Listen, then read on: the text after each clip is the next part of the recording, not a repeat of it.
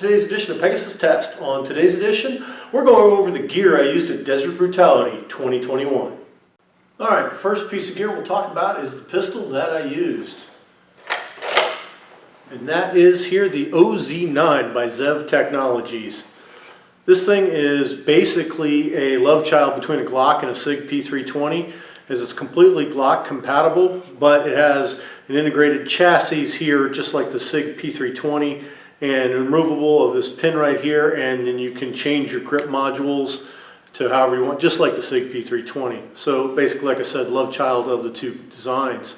I'm going to be doing a detailed review of this pistol in a future edition because now I've had the opportunity to use it in 3 different competitions, and I can really say that it's holding up great and has provided no malfunctions and has given great service, and we'll definitely talk about that in the future. Used a Holosun 507C on this, and I had no trouble in the dusty environment with the emitter or the lens getting clogged with dust, and I think a big feature of that not being a problem was using this Safariland holster, because as it holstered up, you put the bail up, you also had a cover that went over the optic, and that went a long way towards clearing the dirt out of the lens and keeping it clean.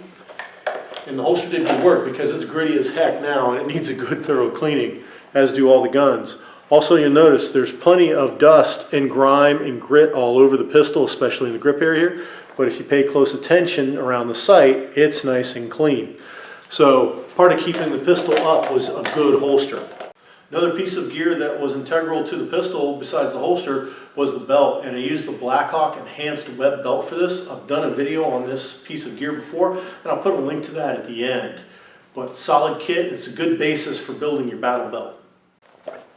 So since I was competing in Armored Plus P, armor was a pretty important component, and for my armor I used level 4 plates, and I carried them in the 511 TacTech carrier. And this is a pretty solid piece of gear. Let's go over the features real quick.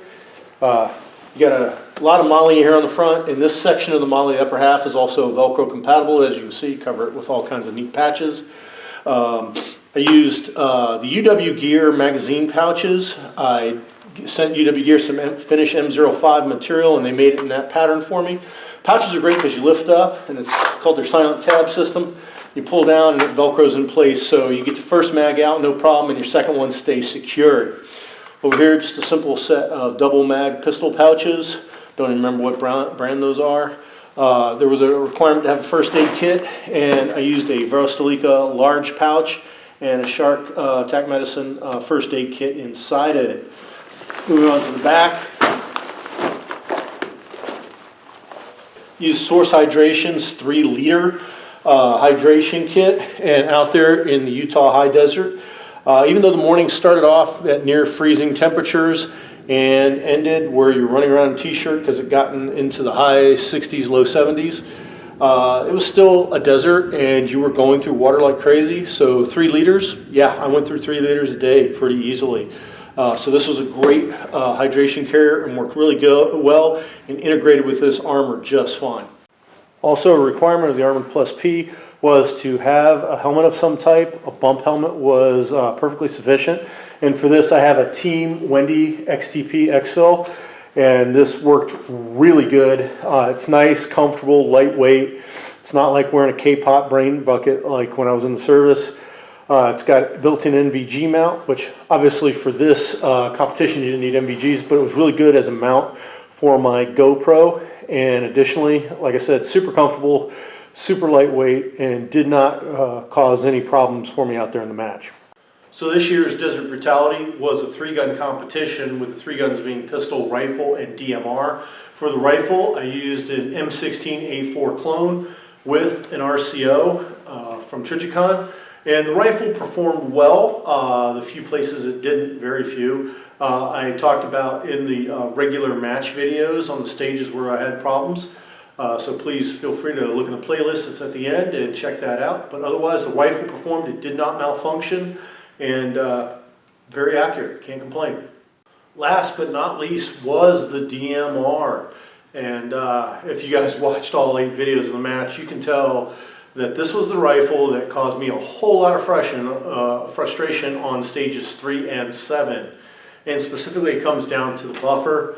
I put a hydraulic buffer in it, and the cold temperatures that we started out every morning with, the buffer just wouldn't work in those cold temps. Now, one stage later, when a couple squads had cycled through and things had warmed up to a nice level where you weren't freezing in the morning and shirt sleeves were good enough, that yeah, all of a sudden the buffer warmed up and it functioned flawlessly. Check out stage 4. But yeah, that was the only problem with the rifle. It actually was super accurate, and I've always been happy with this rifle because this started out simply as a Delton 308 carbine, and when I first zeroed it in, I noticed it had unusually good accuracy even with M80 ball ammo, and when I put some good match ammo in it, the accuracy only got way better.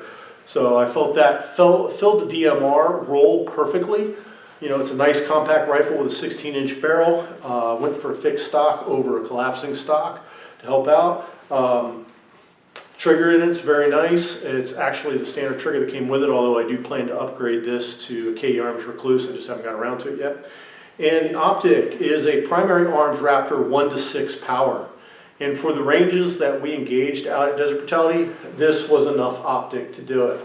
When we were gauging the 400 and the 550 yard targets on stage 7, once the RO talked me on and I could find them in the early morning shadows, engaging the target was not an issue.